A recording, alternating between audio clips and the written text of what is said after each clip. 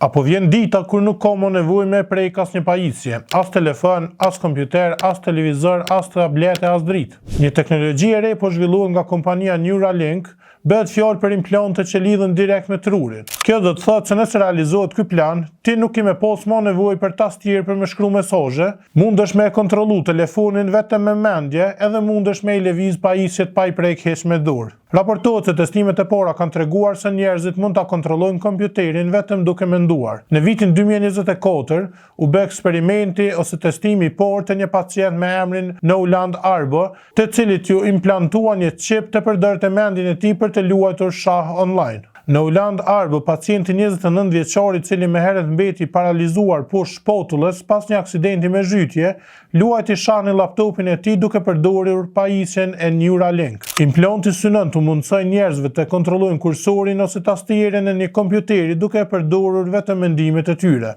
Megjithatë, jo gjithçka shkoi siç u planifikua. Sipas raportimeve, disa nga fijet që e lidhin çipin me trurin filluan të tërhiqeshin pjesërisht, duke ulur performancën e pajisjes brenda një periudhe të shkurtër pas implantit. E di që mundet me tingëlluese e frekshme ose e çuditshme, po a ka menduar realisht që shumë pajisje që i përdori me dorë me i përdor vetëm me mendje, mbetet me u po.